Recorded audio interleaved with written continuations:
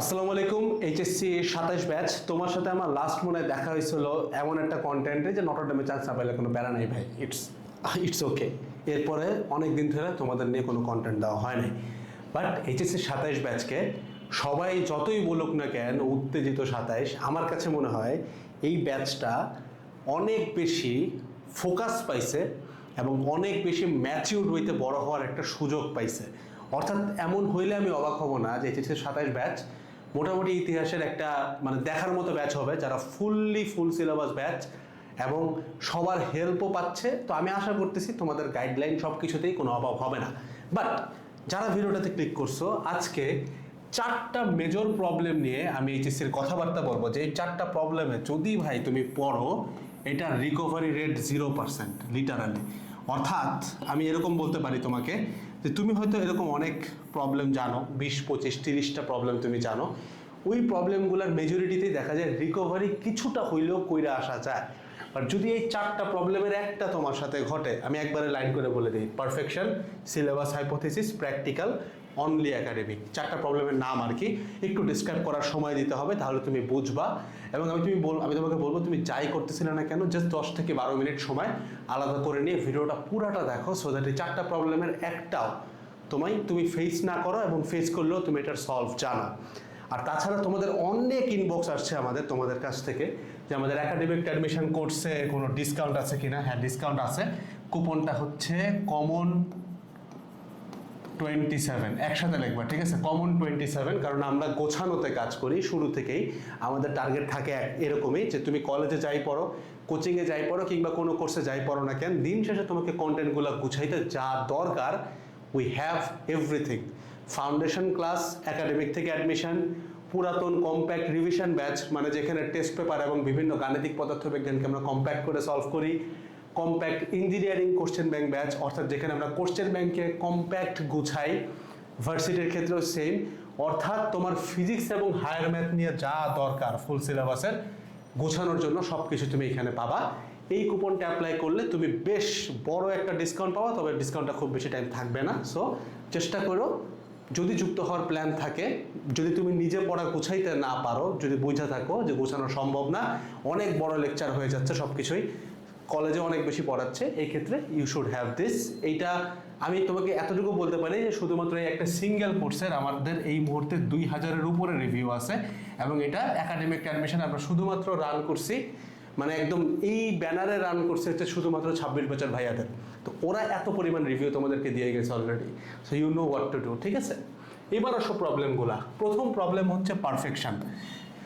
College লাইফের শুরুতে তোমার মাথায় একটা ধারণা ঢুকতেই পারে, ঢুকলে কোনো দোষের কিছু না, অনেকেরই ঢুকে, বের হওয়াটা হচ্ছে ব্যাপার। সেটা হচ্ছে পারফেকশন এমন যে, আচ্ছা ভেক্টর তুমি খেয়াল করলে দেখবা 1 মাস ধরে পড়তেছো তুমি, তোমার কাছে মনে হচ্ছে যে ভেক্টরের পড়াটা এখন গুছানোর কোনো দরকার নাই, এটার নোটটা বানানোর কোনো দরকার নাই, সব আগে শেষ করি, আগে স্যারের পড়া শেষ করি, বাসার ভাইয়ার পড়া শেষ করি, কোর্সের পড়া শেষ করি, কোচিংয়ের পড়া শেষ করি, দেন এইচএসসির 3 মাস আগে যায় তুমি পড়াটা গুছাবা।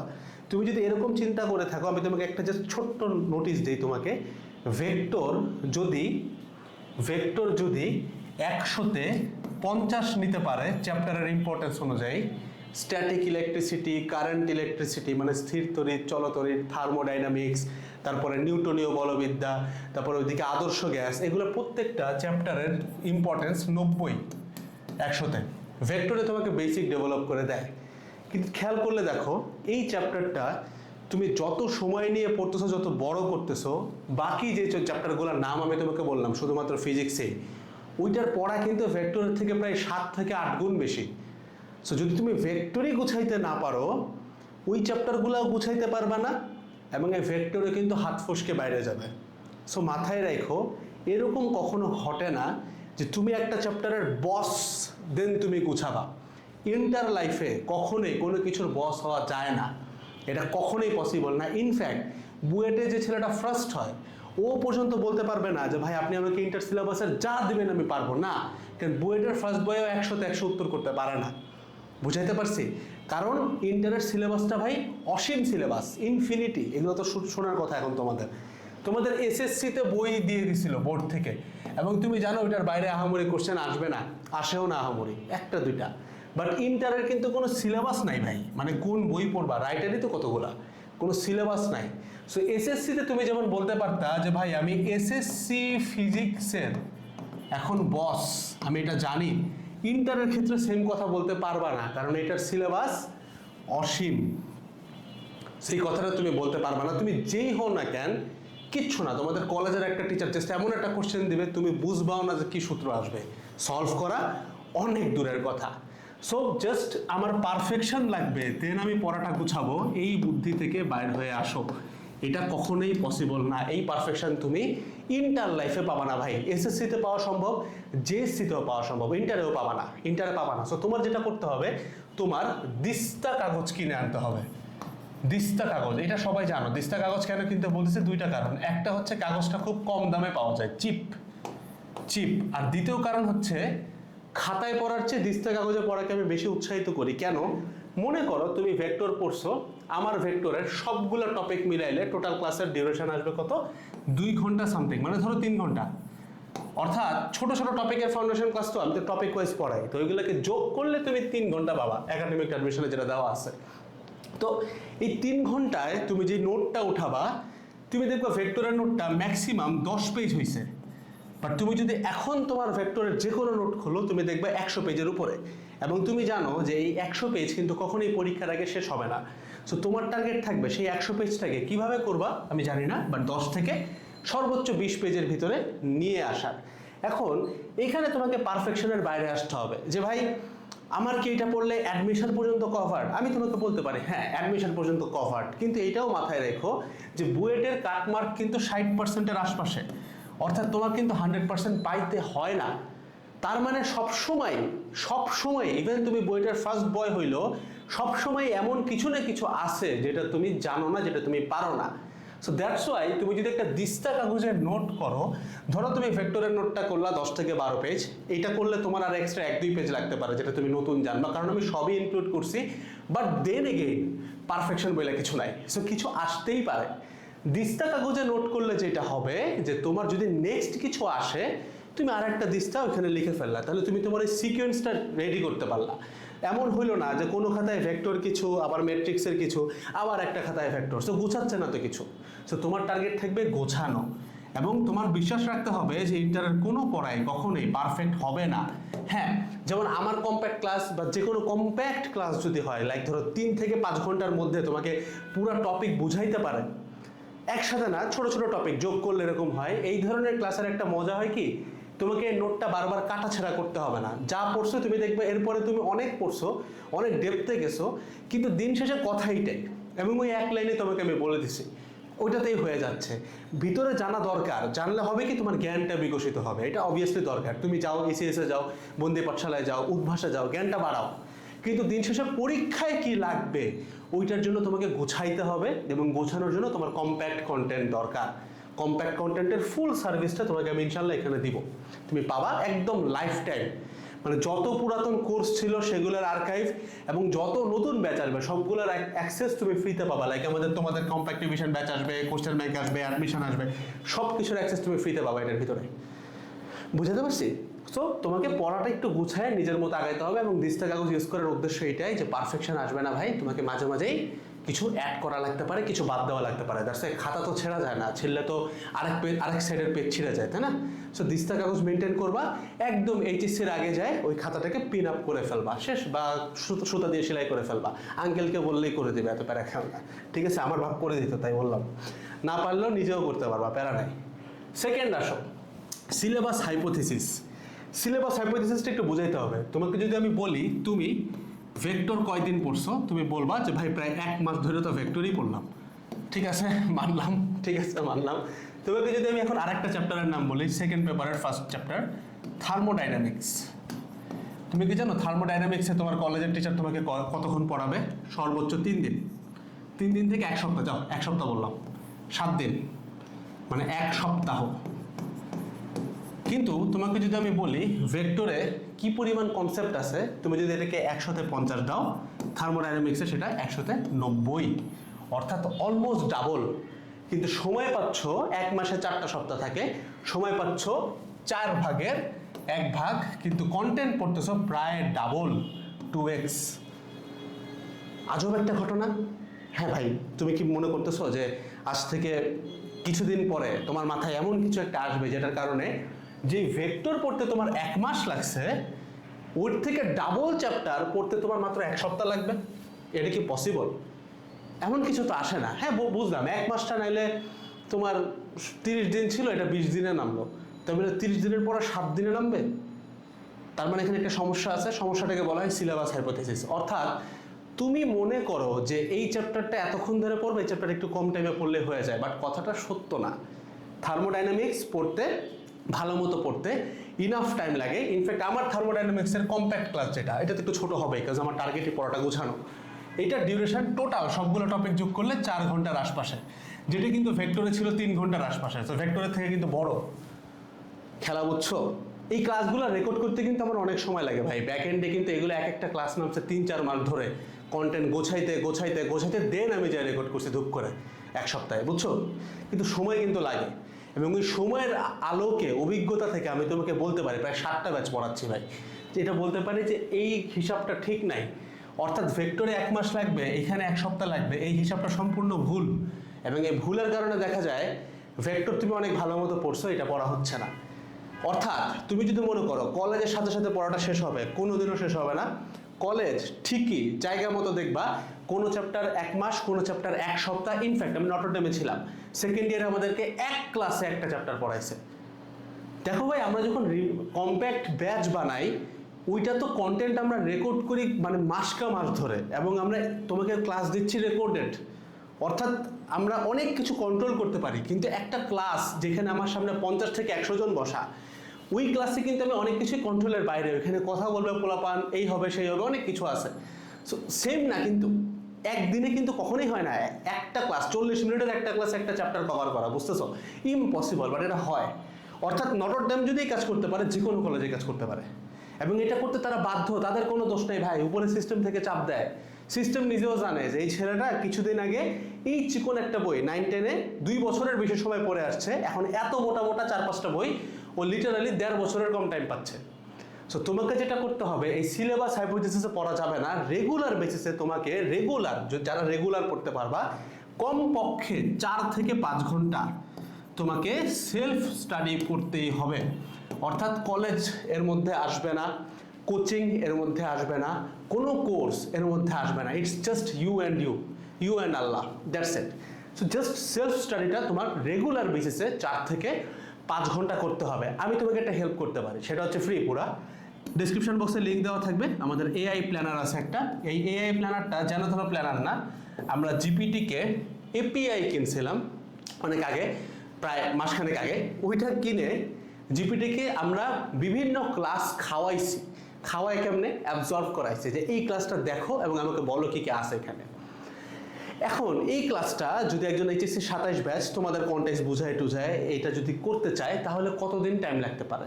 সো আমি এখানে একটা ভিডিও দেওয়ার ট্রাই করবো, তুমি ডেমোটা একটু দেখবা কিভাবে প্ল্যানার নামানো যায়। আমরা যেহেতু ফিজিক্স ম্যাথ নিয়ে কাজ করি, ওইটার সব কিছু তুমি এখানে পাবা। কেমিস্ট্রি বায়োলজি ফাঁকা টাইমে করবা। সো ওইখানে তুমি দেখবা তোমার টাইম দিতে পারবা, যে ডেইলি তুমি 3 ঘন্টা পড়তে চাও, 4 ঘন্টা পড়তে চাও, 5 ঘন্টা পড়তে চাও, টাইম দিলা। কয় দিনের প্ল্যান করতে চাও? আমি তোমাকে রেকমেন্ড করবো ভাই, তুমি খুব বড় প্ল্যান না করে অ্যাটলিস্ট 5-6 মাস এরকম একটা প্ল্যানিং তুমি সেট করে নাও, যে এত দিনের প্ল্যানিং ভাই আমি করতে চাই। এবার কি কি চ্যাপ্টার পড়বা এর মধ্যে, এখানে তুমি তোমার এমনি চিন্তা করতে পারো যে ফার্স্ট ইয়ার ফাইনালের সবগুলো পড়বো, বা তুমি ধরো 1 বছরেরই করো, সমস্যা নাই। তো ওই অনুযায়ী একটা প্ল্যানার নাও, অথবা তোমার টার্গেট যে আমি 1 বছরের সিলেবাস শেষ করব, ওই অনুযায়ী এগুলো দিয়ে তখন তুমি যদি একটা প্ল্যানার নামাও, ওই প্ল্যানারটা কমপ্লিটলি তোমার জন্য বানানো। কারণ ওই সিস্টেমটাই আমরা বানাইছি এভাবেই যে স্টুডেন্টের অবস্থা এরকম, সে কিছুই পড়ে নাই, বাট তাকে এত জিনিস পড়তে হবে, এই হচ্ছে ব্যাপার। সো তুমি 3 ঘন্টা পড়লে এক রকমের প্ল্যানার পাবা রেগুলার সেলফ স্টাডিতে, 4 ঘন্টা পড়লে এক রকমের প্ল্যানার পাবা, এবং 5 ঘন্টা পড়লেও আরেক রকমের প্ল্যানার পাবা। 2 মাস দিলে একরকম, 1 বছর দিলে অবশ্যই আরেক রকম। সো প্ল্যানারটা ডাউনলোড করে রাখতে পারো। আমি ডেমো ভিডিও দেখছো আই গেস, তুমি একটু আগে আসছিল, ওই অনুযায়ী ডাউনলোড করে ফেলো, নিচে লিঙ্ক দেওয়া আছে। তো এটা গেল হচ্ছে ভাই তোমার সিলেবাস হাইপোথিসিসের ব্যাপারটা। থার্ড আসো প্র্যাকটিক্যাল। শর্টে বলে দিই, এটা নিয়ে বেশি গেজানোর কিছু নাই। প্র্যাকটিক্যাল হচ্ছে গিয়ে কি তোমার কাছে মনে হবে যে কলেজের প্র্যাকটিক্যাল অনেক ইম্পর্টেন্ট, এটা জানলে তুমি অনেক কিছু আবিষ্কার করতে পারবা বা ভার্সিটি লাইফ খুব ইজি হবে। কথাগুলো সত্যি না। ভার্সিটি লাইফের প্র্যাকটিক্যালের সাথে তোমার ইন্টার লাইফের প্র্যাকটিক্যালের অনেক মিল আছে, অনেক জায়গায় মিল আছে, কিন্তু তুমি তারপরেও দেখবা ভার্সিটি লাইফে প্র্যাকটিক্যাল টিচার তোমাকে আবারও করে দেখাবে, you would have enough time, তোমার বন্ধু থাকবে, গ্রুপ থাকবে। প্র্যাকটিক্যাল একা করে না কেউ ভার্সিটিতে, ঠিক আছে, একা করে না, বন্ধু থাকবে, সেটা হয়ে যায়। সো তোমার প্র্যাকটিক্যাল নিয়ে ফ্যাসিনেশন একটু কম রাখাটাই ভালো, অর্থাৎ প্র্যাকটিক্যালের খাতা একদম নিখুঁত লিখতে হবে, একদম পুরা ফুল ফোকাস দিয়ে সারাদিন বাসায় বসে বসে ফেয়ার শিট লিখবা, মানে প্র্যাকটিক্যাল খাতা লিখবা, এই কাজটা করা যাবে না। প্র্যাকটিক্যালের মতো প্র্যাকটিক্যালের উপরে যে 20-25 নাম্বার থাকে, ওই 20-25 নাম্বার কলেজ থেকে ফ্রিতেই দিয়ে দেয়। মেজরিটি কলেজে ভাই থাকে যে একটা ফি নেয়, যেটা অবৈধ অবশ্যই, বাট কিছু করার নেই, সত্যিটা তোমাকে বলতেছে, জাস্ট হেল্পিং ইউ আউট। এই টাকাটা দিলে তুমি ফুল নাম্বার পাবা, না দিলে পাবা না, এইটাই মেজরিটি কলেজে ঘটে। সো যেখানে টাকা দিয়ে নাম্বার কিনতে তুমি বাধ্য, তুমি টাকা না দিলে দেখা যাবে কি, আমি এটা শুনছি অনেকে পোলাপানের কাছে শুনছি, তাই বলতেছি, টাকা না দিলে ওরা ফেলই করাই দেবে প্র্যাকটিক্যালে, ইভেন দো প্রত্যেকটা প্র্যাকটিক্যাল ঠিক মতো করছে। সো এই জিনিসটাতে মাথা ঘামায়ও না। যদি তুমি এরকম কলেজে পড়ো, লাইক ধরো এনডিসি বা এই ধরনের কলেজ যেখানে দেখা যায় প্র্যাকটিক্যাল নিয়ে খুব প্যারা দেয়, এই ক্ষেত্রে হিসাব আলাদা, তুমি তোমারটা জানো। বাট অন্যান্য কলেজ, মেজরিটি অনেক বড় বড় কলেজেও আছে যে প্র্যাকটিক্যালটা সিরিয়াসলি নেয় না, কারণ এটা সিরিয়াসলি নেওয়ার দরকারই নেই, এটা নেওয়ার কথা না। এটা বাংলাদেশ ভাই, পুরাটাই থিওরিটিক্যাল নলেজে চলে। এটা সত্য, এটা মানতে হবে, এটা মানতে হবে তোমার, ঠিক আছে। সো প্র্যাকটিক্যালে খুব বেশি ফ্যাসিনেশন না দিয়ে পড়ালেখাতে বেশি ফ্যাসিনেশন দাও। প্র্যাকটিক্যাল করতে ভালো লাগে, that's your passion, nice. But 24 ঘন্টার মধ্যে তুমি তো 22 ঘন্টা প্যাশন করতে পারো না। 24 ঘন্টার মধ্যে প্যাশন তুমি 1 ঘন্টা করতে পারো, করো 1 ঘন্টা একদম আবিষ্কার করো, ঠিক আছে, কিন্তু বাকি টাইমটা যেন পড়ালেখায় থাকে। পড়ালেখার প্র্যাকটিক্যালকে মিলায় না, practical is kind of a hobby. 4, only academic. তোমার শুরুতে বলছিলাম যে এটার ভিতরে সব ব্যাচের আর্কাইভ পাওয়া। এটার কারণ কি? কারণ হচ্ছে যারাই বুয়েটে চান্স পায়, যারাই বুয়েটে পড়ে, এদের majority inter first year first day থেকেই অ্যাডমিশনের অ্যাটলিস্ট কোশ্চেন ব্যাংকটা দেখে যাইতো। কিন্তু তুমি দেখবা কলেজে একটা ন্যারেটিভ প্রচার করে, তোমারই কিছু বন্ধু বান্ধব করবে যে আরে বাবা এখনই অ্যাডমিশন পড়তেছে, কেমনি কি, আরে আইনস্টাইন মনে হয়। একটা জিনিস মাথায় রেখো, ও কিন্তু নিজে পড়তেছে। একটা জিনিস জাস্ট এরকম একটা গ্রাফ তোমাকে দেই, মনে করো এটা ফার্স্ট ইয়ার, এইটা সেকেন্ড ইয়ার, এইটা এইচএসসি, আর এইটা হচ্ছে তোমার কোশ্চেন ব্যাংক। ফার্স্ট ইয়ারে কোশ্চেন ব্যাংক সবাই সলভ করতেছে, কিন্তু তোমাকে কেউ বলবে না। সেকেন্ড ইয়ারেও করতেছে, তোমাকে কেউ বলবে না, ও বলা শুরু করবে তোমার এইচএসসির পর। আরেকটা নোংরামি শুনবা, তোমার পড়ালেখা ডিস্ট্রয় করে দেওয়ার জন্য এক্স্যাক্টলি এইচএসসির 3 মাস আগে, জাস্ট 3 months ago, 3 ago, ও তোমাকে বলবে মামা তো আমি তো এখন কোশ্চেন ব্যাংক সলভ করতেছি। তখন তুমি আকাশ থেকে পড়বা যে ভাই এইচএসসি 3 মাস পরে তুই কোশ্চেন ব্যাংক। খেলাটা এটাই যে তোমাকে মিথ্যা বলতেছে, কোশ্চেন ব্যাংকও তখন সলভ করতেছে না, কোশ্চেন ব্যাংকে পুরা টাইমটাও সলভ করেই আসছে। সো কথা হচ্ছে শুধুমাত্র একাডেমিক না, যাই পড়তেছো তার সাথে একটু অ্যাডমিশন কন্টেন্টটা দেখতে হবে। আমার ফাউন্ডেশন ক্লাসের প্রত্যেকটাতে একাডেমিক থেকে অ্যাডমিশন পড়াই আমি কখনোই এরকম ভাগ করি না যে এতটুকু একাডেমিক এতটুকু admission, that's not the case. এরকম করলে এইচএসসিতে অনেক ভালো পাবা, এইচএসসিতে গোল্ডেনও পাবা, বাট তুমি কি জানো এইচএসসিতে গোল্ডেন পায়ে বসছে বাট বুয়েটে চান্স পায় নাই, এই সংখ্যাটা কিন্তু অনেক বেশি। মেডিকেলে পায় নাই, এই সংখ্যাটা অনেক বেশি। ঢাবিতে পায় নাই, এই সংখ্যাটা অনেক বেশি। সো শুধুমাত্র এইচএসসি তোমার টার্গেট না, তোমার মেইন ফোকাস হচ্ছে অ্যাডমিশন। সো অ্যাডমিশনের পড়া রেগুলার বেসিসে প্যারালালি পড়তে হবে। আমাদের কোশ্চেন ব্যাংক ক্লাস ভাই পার চ্যাপ্টার মাত্র 1 ঘন্টায় গোছাইছি। এই 1 ঘন্টার একটা ক্লাস নামাইতে আমাদের পার চ্যাপ্টার 2 থেকে 3 দিন করে টাইম দেওয়া লাগছে। এত পরিশ্রম করে 1 ঘন্টায় নামাইছে যেন তুমি শুরু থেকেই কোশ্চেন ব্যাংক ক্লাসগুলো অ্যাটলিস্ট দেখে যাও। কোশ্চেন ব্যাংক সলভ করতে ভয় লাগে, কোশ্চেন ব্যাংক বাসায় নাই, বাদ 1 ঘন্টার একটা ক্লাস করে যাবে, হয়ে যায় তো।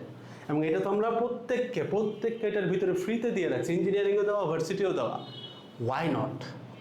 সো তোমার যেন পড়ালেখা শুধুমাত্র একাডেমিক না হয়, একাডেমিক প্লাস অ্যাডমিশন হয়, এটা মাথায় রাখো। তো that's all about the whole video. 4টা পয়েন্ট, এই 4টা ভুল যদি করো ইভেন 1 মাসও করো, তুমি বিশ্বাস করো এটা রিকভারি রেট খুবই ছোট এবং এরকম খুব কম। মানে বুয়েটে 1000 পাবলিক উঠাইলে তুমি 10 জন পাবা যে হয়তো ভুলটা করছে বাট কোনো রকম আসছে। মেজরিটি কিন্তু চান্সই পায় না। বুয়েটের সিট কিন্তু 1000, বললাম 101200, ঠিক আছে। এইচএসসি ক্যান্ডিডেট সায়েন্সে আছে 2.5 লাখ, লাখ 2,500 না লাখ, হিসাবটা বুঝো। সো ভুলগুলা করো না, করে থাকলে এই ভিডিওটার পরে আই হোপ আই বিলিভ তুমি ভুলটা আর করতেছো না। আর চ্যানেলে যদি নতুন হয়ে থাকো obviously hit the subscribe button, subscribe করে রাখো, বিকজ আমরা এরকম অনেক ধরনের পিকুলিয়ার যেটা তোমার দরকার এই ধরনের গাইডলাইন আমরা দিই। আসসালামু আলাইকুম সবাইকে, টাটা।